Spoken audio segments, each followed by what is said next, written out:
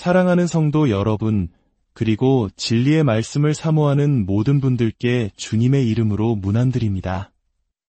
오늘 이 시간을 통해 여러분의 마음에 하나님의 평강과 위로가 가득하기를 소망합니다. 본격적인 말씀에 앞서 잠시 여러분께 부탁의 말씀을 드립니다. 만일 오늘 나누는 이야기가 여러분의 마음에 울림을 준다면 좋아요를 눌러 마음을 표현해 주시고 이 은혜의 말씀을 주변에 나누어 주십시오.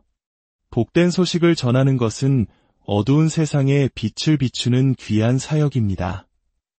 또한 저희 채널을 구독하시면 앞으로도 계속해서 영혼을 살리는 귀한 말씀의 여정에 동행하실 수 있습니다. 이 작은 섬김을 통해 하나님의 은혜가 더 널리 퍼져나가기를 기도하며 참여하시는 모든 분들의 삶에 하나님의 축복이 함께 하시기를 간절히 바랍니다. 이제 다 함께 잠시 기도하는 마음으로 오늘의 주제에 귀 기울여 주시기 바랍니다. 오늘 저는 여러분과 함께 실패에 대한 두려움이라는 아주 깊고도 현실적인 주제에 대해 이야기 나누고 싶습니다. 우리 삶의 곳곳에 깊이 뿌리내린 이 두려움의 견고한 진을 어떻게 믿음으로 깨뜨릴 수 있을까요? 하나님께서는 그분의 자녀들이 두려움에 얽매인 자가 아니라 두려움 없는 담대한 백성, 용기 있는 백성, 믿음으로 행하는 백성이 되기를 원하십니다. 그러나 우리는 살아가면서 수많은 실패의 두려움과 마주합니다. 새로운 일을 시도할 때마다 이 두려움이라는 녀석은 어김없이 그 추한 고개를 치켜듭니다. 성경은 두려움이 하나의 영이라고 말씀합니다. 특별히 하나님께서 우리를 새로운 길로 인도하실 때 이 두려움의 영은 더욱 거세게 우리를 공격합니다. 이사야서 43장에서 하나님께서는 보라 내가 새 일을 행하리니 이제 나타낼 것이라 너희가 그것을 알지 못하겠느냐라고 말씀하셨습니다. 하지만 우리는 어떻습니까? 혹시 실패에 대한 두려움 때문에 하나님께서 우리 삶에 행하고자 하시는 그 새 일을 외면하고 있지는 않습니까? 악한 영, 사탄은 우리가 현재에 안주하기를 바랍니다. 꿈꾸기를 멈추고 비전을 잃어버리고 더 이상 도전하지 않기를 원합니다. 우리가 섬기는 하나님은 어떤 문이든 여실 수 있고 불가능한 일을 가능하게 하시는 전능하신 분이라는 사실을 잊어버리게 만듭니다. 하지만 우리는 승리로 가득 찬 믿음으로 꿈꾸는 용기 있는 하나님의 백성이 되어야 합니다. 새로운 직장을 얻었을 때 넌 잘 해내지 못할 거야 라고 속삭이는 실패의 두려움을 경험해 본 적 있으십니까? 새로운 사랑을 시작할 때 조심해, 또 상처받을 거야 라는 두려움의 목소리를 들어본 적 있으십니까? 새로운 사업을 구상하거나 투자를 할 때 성공하지 못하면 어떡하지? 라는 불안감에 휩싸여 본 적은 없으십니까? 세상 사람들은 성공 가능성이 불확실한 일에도 수백만, 수십억을 투자하며 위험을 감수합니다. 새로운 자동차, 새로운 기술, 새로운 패션에 막대한 돈을 쏟아붓습니다. 하지만 정작 복된 확신을 가졌다고 말하는 우리 믿음의 사람들은 어떻습니까? 새로운 것을 시도하기를 두려워하고 위험을 감수하기를 꺼리며 실패할까 봐 전전긍긍하며 안전한 울타리 안에만 머물러 있지는 않습니까? 기억하십시오. 변화에는 믿음이 필요합니다. 우리는 늘 새로워져야 하고 믿음으로 충만해야 합니다.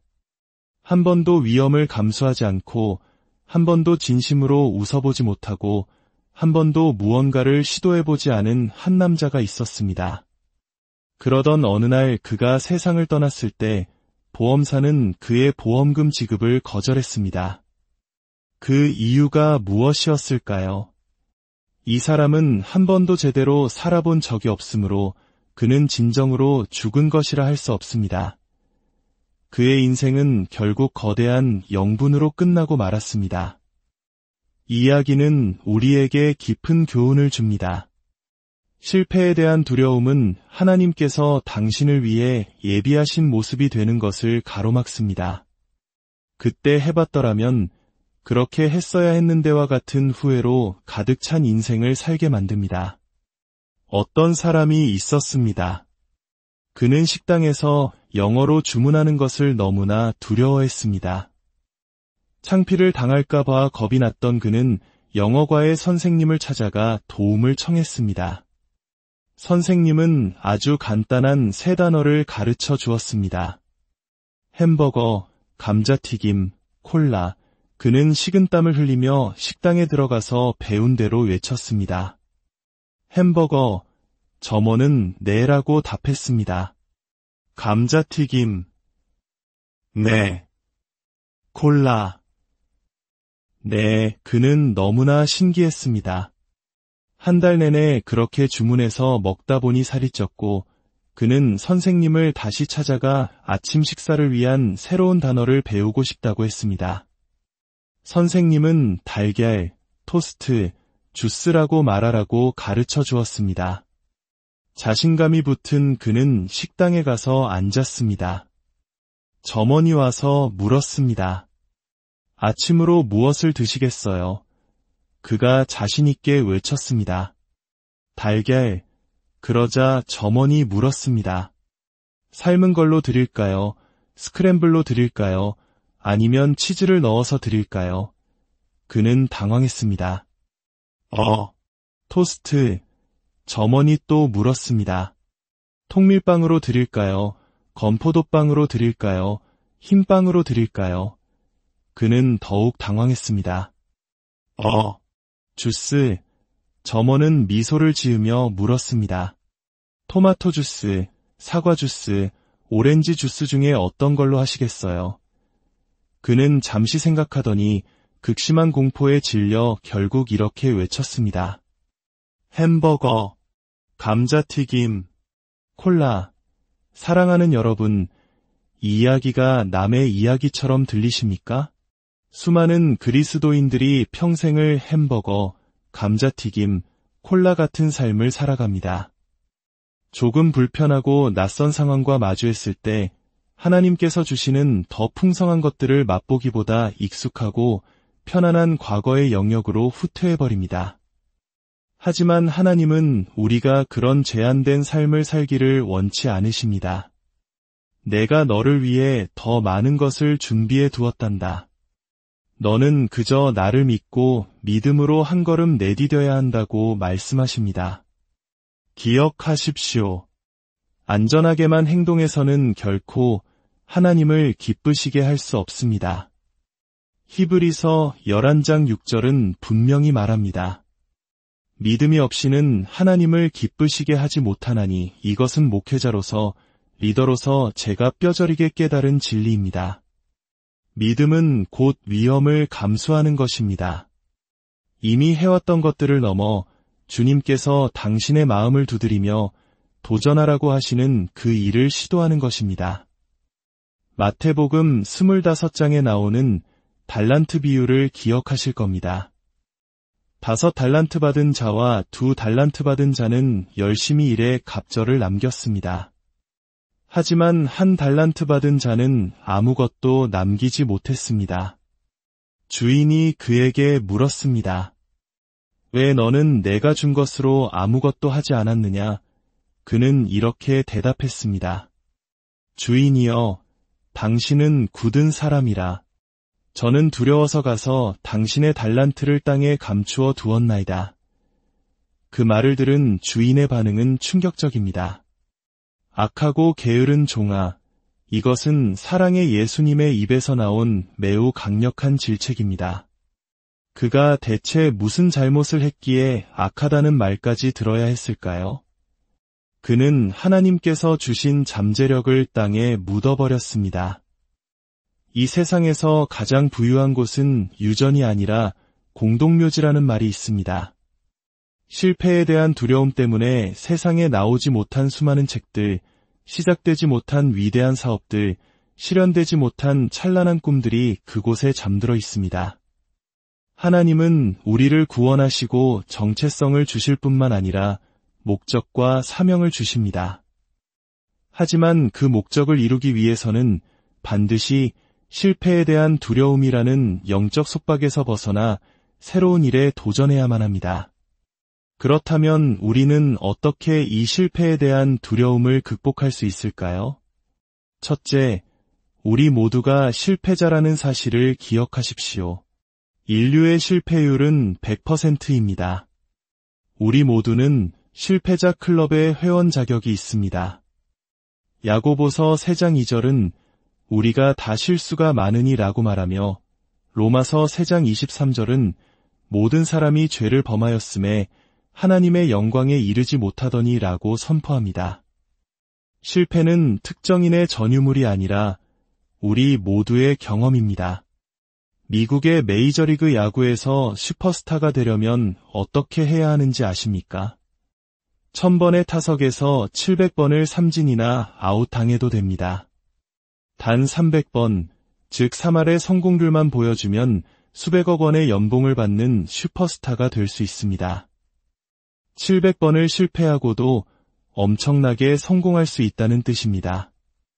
이것은 무엇을 의미합니까? 승리하기 위해서는 반드시 실패를 거쳐야 한다는 것입니다. 둘째, 실패가 끝이 아님을 인식하십시오. 잠언 24장 16절은 말씀합니다. 대저유인은 7번 넘어질지라도 다시 일어나려니와 실패라는 불주의에 주저앉아 있지 마십시오. 일어나 다시 시도하십시오. 과거를 돌아보며 그때 그랬어야 했는데라고 후회하는데 시간을 낭비하지 마십시오. 넘어지고 실패했다면 옷을 털고 일어나 예수 그리스도의 이름으로 선포하십시오. 나는 포기하지 않는다. 미국의 독립전쟁을 이끈 조지 워싱턴 장군은 전투의 3분의 2에서 패배했습니다. 하지만 그는 결국 전쟁에서 승리했습니다. 전설적인 홈런왕 베이브 루스는 714개의 홈런 기록을 세웠지만 동시에 1330번이 넘는 삼진을 당해 삼진왕이라는 불명예스러운 별명도 가지고 있었습니다. 그러나 그는 포기하지 않았기에 삼진왕이면서 동시에 홈런왕이 될 수 있었습니다. 실패는 결코 끝이 아닙니다. 당신의 이야기의 다음 장은 아직 쓰여지지 않았습니다. 아기가 걸음마를 배울 때를 생각해 보십시오. 집안의 모든 가구에 부딪히고 넘어지기를 수없이 반복합니다. 그때 부모가 우리 아이가 걷는 것은 하나님의 뜻이 아닌가 보다 라고 말하며 포기시킵니까? 아닙니다. 아기는 수없이 넘어지고 머리에 혹이 나고 상처를 입으면서도 결국에는 걷는 법을 배웁니다. 역사상 가장 위대한 대통령 중 한 명으로 꼽히는 에이브러햄 링컨의 삶을 보십시오. 7살에 가족이 집에서 쫓겨났고 9살에 어머니를 여의었습니다. 22살에 사업에 실패했고 23살에 주의원 선거에서 낙선했습니다. 26살에 사랑하는 연인을 잃었고 27살에 신경쇠약으로 고통받았습니다. 34살과 36살에 연방하원의원 선거에서 연달아 패배했습니다. 45살과 49살에는 연방상원의원 선거에서 고배를 마셨습니다. 만약 여러분이 이 사람의 이력서를 본다면 그에게 투자를 하거나 그를 신뢰할 수 있겠습니까? 대부분의 사람들은 이 수많은 실패의 과정 속에서 훨씬 일찍 포기했을 것입니다. 하지만 그는 51살의 나이에 마침내 미국 제16대 대통령으로 당선되었습니다. 하나님께서 그가 포기하지 않도록 붙들어 주셨기 때문입니다. 그의 마음속에는 나는 이 나라를 바꾸고 노예 제도를 폐지할 것이다라는 거대한 운명이 있었습니다. 그 운명은 그가 겪었던 모든 저절과 실패보다 훨씬 더 강했습니다. 지금 당신이 겪고 있는 고난이 하나님께서 당신을 더 위대한 일에 사용하시기 위한 준비 과정이라는 사실을 아십니까? 우리 대부분은 너무 빨리 포기합니다. 셋째, 실패에는 유익이 있다는 것을 깨달으십시오. 시편 119편 71절은 고백합니다. 고난당한 것이 내게 유익이라 이로 말미암아 내가 주의 율례들을 배우게 되었나이다. 때로는 처절한 실패가 우리를 겸손하게 만들고 다시 하나님께로, 가족에게로 우리가 있어야 할 올바른 자리로 돌아오게 합니다. 실패는 우리를 교육합니다. 토머스 에디슨은 전구를 발명하기까지 1만 번의 실패를 경험했습니다. 그는 그 1만 번의 실패를 통해 전구가 작동하지 않는 1만 가지 방법을 배웠다고 말했습니다. 실패는 또한 우리가 진정으로 가진 단 하나의 재능을 발견하도록 도와줍니다. 미국의 위대한 작가 나다니엘 호소는 원래 세관 직원이었습니다. 그는 자신의 일을 끔찍이 싫어했고 결국 해고당했습니다. 그는 집에 돌아와 절망에 빠져 아내 앞에서 나는 가족조차 부양할 수 없는 실패자야 라며 며칠을 한탄했습니다. 그러던 어느 날 그의 아내는 조용히 그의 앞에 펜과 노트를 놓아주며 말했습니다. 당신은 항상 글을 쓰고 싶어 했지만 시간이 없다고 말했잖아요. 이제 당신에게는 시간이 생겼어요. 그 말에 용기를 얻은 호소는 펜을 들었고 미국 문학의 걸작인 주홍글씨를 집필했습니다. 실패가 그를 위대한 작가의 길로 인도한 것입니다. 맥도날드의 창업자 레이 크록은 부동산과 영업에서 계속 실패했습니다.